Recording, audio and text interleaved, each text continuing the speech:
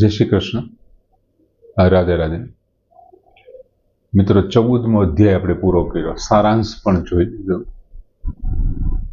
હવે 15મા અધ્યાયની શરૂઆત થઈ રહી છે, એટલે કે પુરુષોત્તમ યોગની શરૂઆત થાય છે. ભગવાને ભક્તિ યોગમાં એટલે કે 12મા અધ્યાયના બીજા શ્લોકમાં અર્જુને પ્રશ્ન કર્યો કે ભગવાન, આ બંને જે ઉપાસના કરે છે, પર્યુપાસતે, આ બંનેમાંથી આપને કોણ પ્રિય છે? એક સગુણ સાકારની ઉપાસના કરે છે, એક નિર્ગુણ નિરાકારની ઉપાસના કરે છે. તમારી દ્રષ્ટિએ શ્રેષ્ઠ કોણ છે? અને ભગવાને એવું કીધું કે ભાઈ, જે સગુણની ઉપાસના કરનારો છે, મને એ વધારે પડતો ઉત્તમ લાગે છે. જો કે બંને મને જ પ્રાપ્ત કરે છે, બંને ઉપાસકો મને જ પ્રાપ્ત કરનારા છે, પણ દેહાભિમાનને લીધે જે નિર્ગુણ નિરાકારની ઉપાસના કરે છે, એમની સફર, એમની યાત્રા છે એ દુઃખદાયક હોય છે.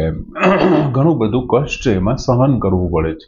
અને એમની પાછળનું કારણ શું છે? ભગવાને કીધું દેહાભિમાન. અને એ દેહાભિમાનને દૂર કરવા માટે ભગવાને સ્પેશિયલ 13મો અધ્યાય એટલે કે ક્ષેત્રજ્ઞ યોગ, આ શરીર શું છે એમના વિશેની માહિતી આપી. અને એમાં એમના જે ત્રણેય ગુણો છે એમની સમજણ આપવા માટે ભગવાને 14મો અધ્યાય આપ્યો, કે આ 14મો અધ્યાય જે છે ત્રિગુણાતીત થવા માટે છે. અને હવે ભગવાન 15મો અધ્યાય પુરુષોત્તમ યોગ એમને પ્રાપ્ત કરવા માટેનું જે વાત છે, આ દેહાભિમાનને દૂર કરી અને જે જ્ઞાનની ચર્ચાઓ છે એ હવે ભગવાન અહીં કરવાના છે. અને 15મા અધ્યાયની શરૂઆત શ્રી ભગવાન ઉવાચ, શ્રી ભગવાને કહ્યું, એમ કરીને પહેલો શ્લોક રજૂ કરે છે ભગવાન કે ઉર્ધ્વ મૂલમ અધઃ શાખા અશ્વત્થમ પ્રાહુર્વ્યયમ છંદાંસી યસ્ય પર્ણાની યહ તમ વેદ સ વેદવિદ. ઘણી રીતે આ શ્લોક ચર્ચાસ્પદ છે. ઘણી બધી રીતે આ શ્લોકમાં એવું જોવા મળે છે કે તમે વિશિષ્ટ પ્રકારના અર્થ આમાંથી ઉપજે છે અને માણસોએ લીધા છે. તત્વચિંતકોએ પોતાની રીતે આ શ્લોકને સમજાવ્યો છે. આપણે પ્રયત્ન કરીએ અને વ્યવસ્થિત રીતે સમજવા માટેને હું પણ ટ્રાય કરું છું. શ્રી ભગવાન ઉવાચ, શ્રી ભગવાને કહ્યું અથવા શ્રી ભગવાન બોલ્યા કે ઉર્ધ્વ મૂલમ અધઃ શાખા. ઉર્ધ્વ એટલે ઉપર તરફ, મૂલમ એટલે મૂળવાળા, અધઃ શાખા, અધઃ એટલે નીચે, નીચે તરફ, શાખા એટલે ડાળીઓવાળા, શાખાઓવાળા. જેમના મૂળ ઉપર છે અને ડાળીઓ નીચે છે એવાની વાત કરે છે. ઉપર તરફ મૂળવાળા અને નીચે તરફ ડાળીઓવાળા. અશ્વત્થમ પ્રાહુહુ અવ્યયમ. સંસાર રૂપ અસ્વસ્થ વૃક્ષને પ્રાહુર્વ્યયમ, અવ્યયમ, વૃક્ષને અવ્યય, પ્રવાહ રૂપે. શું કે છે? અવ્યય. પ્રાહુ એટલે કહે છે, પ્રાહુ એટલે કહે છે ઉપર તરફ મૂળવાળા અને નીચે તરફ ડાળીવાળા અસ્વસ્થ વૃક્ષને પ્રવાહ રૂપે અવ્યય કહે છે. જો અહીંયા મોટો પ્રશ્ન છે, અવ્યય કહે છે, જે કોઈ દી નાશ નથી પામતો તેવો અવ્યય કહે. પછી છંદાંસી યસ્ય પર્ણાની, વેદ જેના પાંદડા છે. છંદાંસી એટલે વેદ, વેદ જેના પાંદડા છે. યહ જે, તમ વેદ, તમ એટલે તેને, વેદ એટલે જાણે છે, જે તેને જાણે છે. તેને એટલે કોણે? કે આ સંસાર વૃક્ષને. જે તે સંસાર વૃક્ષને જાણે છે, ભગવાન કહે છે સવેદવિદ, તે વેદોને જાણનાર છે. જો તમે સંસાર વૃક્ષને જાણી લેશો તો તમે વેદોને જાણી લેશો. સંસાર વૃક્ષ એટલે અશ્વત્થ વૃક્ષ. હવે અહીં પહેલો શબ્દ ભગવાને વાપર્યો ઉર્ધ્વ મૂલઃ અધઃ શાખા. એનું મૂળ છે એ ઉપર છે અને ડાળીઓ નીચે છે. હવે સાધારણ રીતે આપણે જે જોતા હોય ને એનાથી સાવ ઉલટી પ્રક્રિયા કહેવાય. આ ઉલટું છે. ભગવાનનું સાધારણ રીતે આપણે એવું જોતા હોઈએ છીએ કે મૂળ છે એ નીચે હોય અને ડાળીઓ ઉપર હોય. પણ અહીંયા એવું કહ્યું છે મૂળ છે એ ઉપર છે અને ડાળીઓ નીચે છે. હવે ભગવાનનું જે પરમધામ છે એ સઘળા ભૌતિક સંસારથી, આ જે કંઈ ભૌતિક સંસાર દેખાય છે એમનાથી ક્યાં છે ભગવાનનું સ્થાન? એનું પરમધામ તો કે ઉપર છે. આ સંસાર વૃક્ષની પ્રધાનતા જે છે, એની જે પ્રધાન શાખા સંસાર વૃક્ષની, એટલે કે એનું થડ જે છે, તો કે આ સંસાર બનાવ્યો કોણે? શેમાંથી બન્યો છે? તો કે બ્રહ્માજીના માનસ પુત્રોએ. તો માનસ પુત્રો કોણે બનાવ્યા? તો કે બ્રહ્માએ બનાવ્યા. બ્રહ્માને કોણે બનાવ્યા? તો કે પરમાત્મામાંથી આવ્યા છે બ્રહ્મા. તો પછી મૂળ કોણ થયું? તો મૂળ પરમાત્મા. એમાંથી પહેલું કોણ બન્યું? તો કે બ્રહ્મા. મહાસર્ગ વખતે બ્રહ્મા. પછી એમના માનસ પુત્રોએ આ સંસારની સૃષ્ટિનું સર્જન કર્યું. તો બ્રહ્માજી શું થયા? થડ થયા કે નહીં? વૃક્ષનું થડ થયા. તો એ આવ્યા થડ શેમાંથી આવ્યું? તો કે મૂળમાંથી. તો બ્રહ્માજી કોનામાંથી આવ્યા? તો કે પરમાત્મા. પરમાત્મા ક્યાં છે? ઉપર. તો પછી મૂળ કઈ જગ્યાએ છે? તો કે ઉપર. ઉપર એટલે શું? તો કે ઉર્ધ્વમ. તો કે ઉર્ધ્વ મૂલમ અધઃ શાખા. બ્રહ્માજી પરમધામ જે જગ્યાએ આપણે વૈકુંઠ કહીએ છીએ, કે જે કંઈ કહીએ છીએ એ ઉપર છે, સૌથી ટોચ ઉપર છે. એ પછી સ્થાન, ગુણ, પદ, આયુષ્ય બધાની દ્રષ્ટિએ પરમાત્મા શ્રેષ્ઠ છે, ઉપર છે. એટલે એમની નીચે પેલા થડ આવ્યું એટલે બ્રહ્માજી, પછી એમની શાખાઓ, ડાળીઓ ફૂટી, એમની અંદર પાંદડાઓ, આ તે બધું આવ્યું. અને એ બધું જ ક્યાં છે? તો કે નીચે છે. એટલે ઉર્ધ્વ મૂલમ અધઃ શાખા. તો આવું વૃક્ષ કયું કહેવાય? ઘણા લોકો એમ કે છે કે ભાઈ આ વડલાનું વર્ણન છે. ઘણા લોકોને એવું કે વડલામાં વડવાયું ઉપર હોય, ડાળીઓ નીચે હોય. પણ ભગવાને તો 11મા અધ્યાયમાં કીધું છે ને કે અશ્વત્થઃ સર્વ વૃક્ષાણામ, વૃક્ષોની અંદર હું અશ્વત્થ છું. એનો અર્થ એવો પીપળાની વાત કરે છે. અહીંયા વડલાની વાત નથી, પીપળાની વાત છે. પણ અહીંયા તો સંસાર રૂપી વૃક્ષની વાત છે. અને પરમાત્મા પોતે મૂળ છે, બ્રહ્મા થડ છે, અને આપણે બધા પાંદડાઓ છે, ડાળીઓ અને અંતરે બધું છે. હવે વૃક્ષની અંદર મૂળ છે ને એ મુખ્ય છે. વૃક્ષની અંદર મૂળ મુખ્ય છે. એને કારણે અહીંયા પરમાત્મા કેવા થશે? તો કે પરમાત્મા મુખ્ય થશે. પરમાત્મા સકળ જગતના આધાર છે, સમગ્ર સૃષ્ટિના સકળ જગતના આધાર છે. એ એમનું કારણ છે. અને વૃક્ષને ઉર્ધ્વ મૂળ, એટલા માટે વૃક્ષને ઉર્ધ્વ મૂળ કીધું, કેમ કે સકળ સૃષ્ટિના કારણે છે. મૂળ શબ્દ છે ને એ કારણવાચક છે. અહીંયા જે શબ્દ છે, વૃક્ષના મૂળમાંથી જ એમના થડ છે, એમની ડાળીઓ છે, એમની કૂપળો છે, એમના પાંદડાઓ છે, આ બધું એમાંથી જ નીકળે છે. એવી રીતથી પરમાત્મામાંથી આ સકળ જગત ઉત્પન્ન થાય છે. હવે અહીંયા અશ્વત્થ શબ્દ વાપર્યો છે, અશ્વત્થમ. હવે અશ્વત્થમના બે અર્થ લઈ શકીએ. એક અશ્વત્થમનો અર્થ શું થાય? કે અશ્વત્થમ. સ્વ એટલે આવતીકાલ, અ એટલે નથી, થમ એટલે સ્થિર. જે આવતીકાલ સુધી પણ સ્થિર નથી તેવું, આવતીકાલ સુધી પણ જે રહી નથી શકતું તેવું. અને બીજો અર્થ થાય પીપળાનું વૃક્ષ.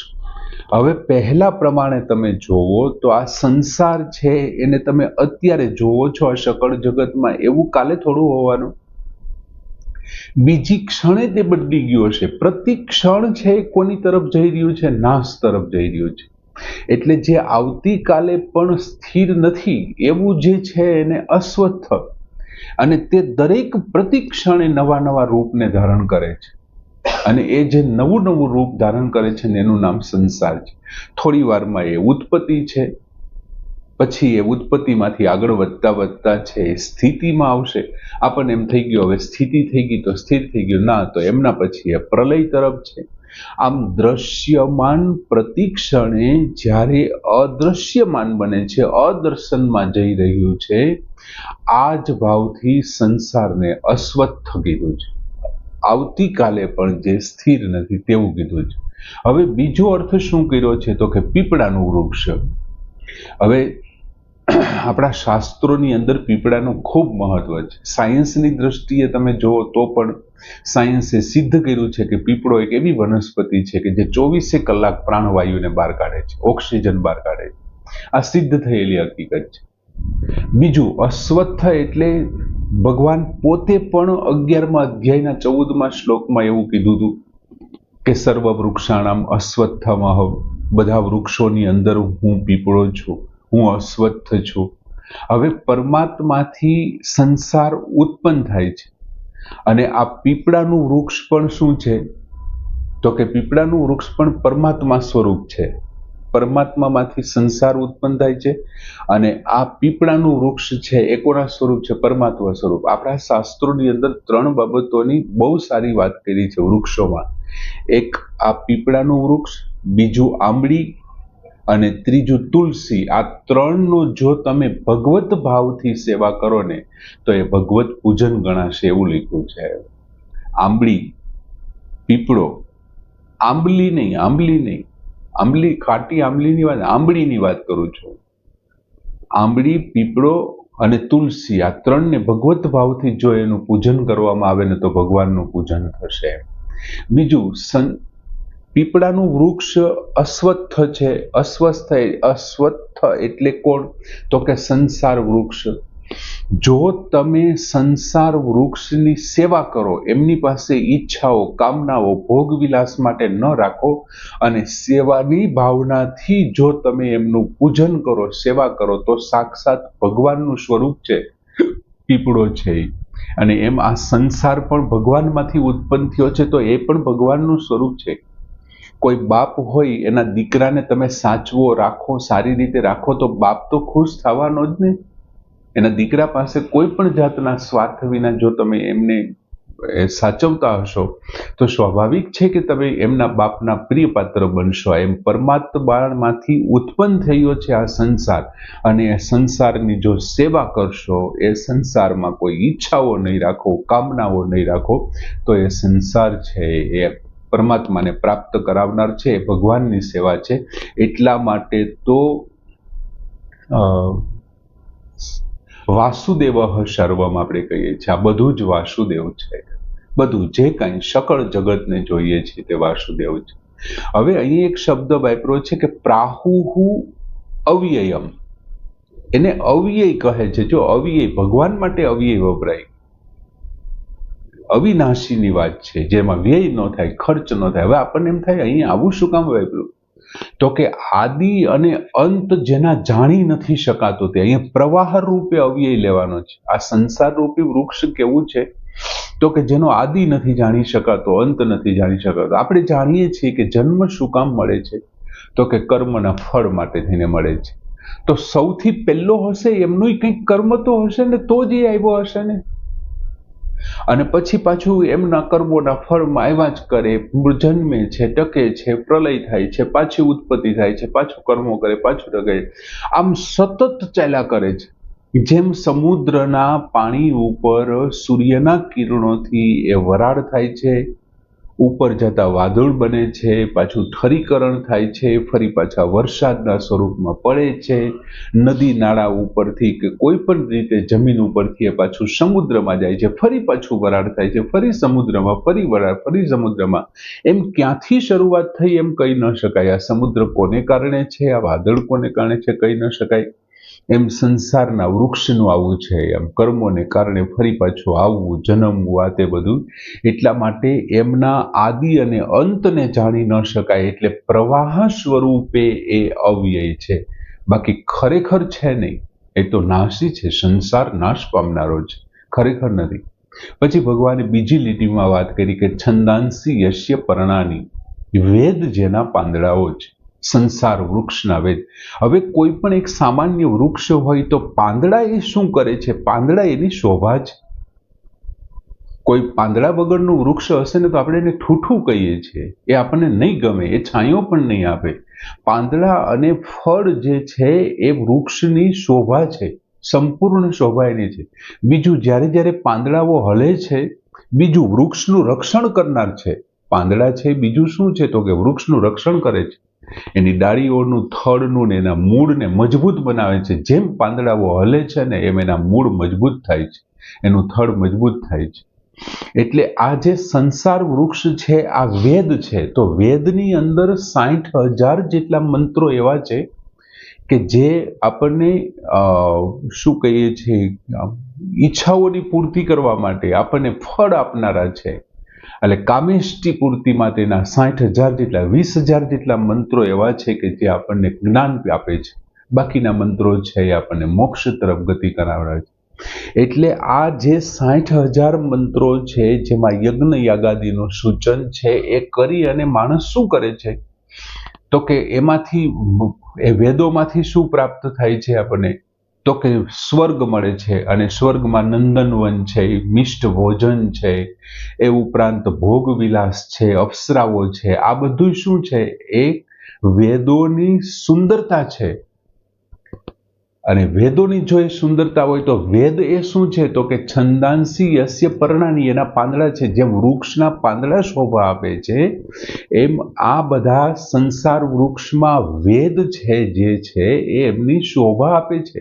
આ જે કર્મોના ફળ આપનારું છે એ.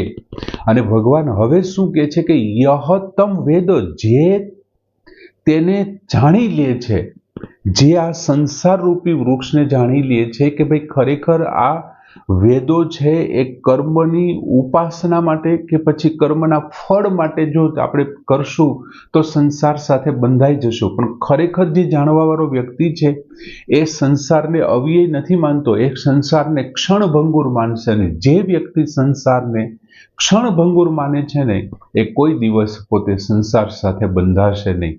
અને જે આવી રીતથી જાણી લે છે ને એને ભગવાન શું કહે છે કે સવેદવિત, તે વેદોના જાણકાર છે. એ વ્યક્તિ છે એ ક્ષણભંગુર માનવા વાળો વ્યક્તિ છે. એ સુખભોગ માટે નહીં પણ સંસારને સેવા માટે વાપરે છે. અને પરમાત્માની સાથે જે મોક્ષ આપનારા છે, પરમાત્માને પ્રાપ્ત કરવા માટે જે વેદોની અંદર મંત્રો છે એમની સાથે અભિન્નતા છે એ વેદોનું તાત્પર્ય છે. અને જો એ આવી રીતથી રહેશે ને તો એ વેદોને જાણી લેશે. ભગવાન આ જ અધ્યાયમાં પોતાને વેદવિત તરીકે વર્ણવે છે કે ભાઈ હું વેદવિત છું. અને અહીંયા એમ કે છે કે તે વેદવિત છે. હવે વેદવિત છે એટલે શું? તો કે સંસાર વૃક્ષને જાણવા વાળો છે. અને આમ જે સંસાર વૃક્ષને જાણી લે એ પણ વેદવિત છે ને ભગવાન પોતે પણ પોતાને વેદી આમ સમક્ષ કરી નાખ્યા બેયને. જો કે તમે સંસાર વૃક્ષને જાણી લ્યો તો તમે હું જ છો, પરમાત્મા જ બની જશો તમે. અને આ વસ્તુ તો ભગવાને 14મા અધ્યાયના બીજા શ્લોકમાં કીધી હતી ને કે મમ સાધમર્યમ આગતા, મારી સમકક્ષ અને સાધમર્યતાને તો પામી છે. આ જ ભાવ છે ત્યાં પણ રહેલો છે. આમ સંસાર વૃક્ષને જાણવાની વાત છે. આ શ્લોક નોખા નોખા વિદ્વાનોએ નોખી નોખી રીતે સમજાવ્યો છે. મેં પણ પ્રયત્ન કર્યો મારી રીતે સમજાવવા માટેનો. હું માનું છું આપને સમજાઈ ગયો છે. 15મા અધ્યાયની શરૂઆત થઈ ગઈ છે. પુરુષોત્તમ યોગ બહુ મજાનું છે. આમાં ચર્ચા સરસ મજાનો શ્લોક કે ઉર્ધ્વ મૂલમ અધઃ શાખામ અસ્વત્થમ પ્રાહુર્વ્યય છંદાંસી યસ્ય પર્ણાની યસ્તમ વેદ સ વેદવિતે. પૂર્ણ કરી. જય શ્રી કૃષ્ણ.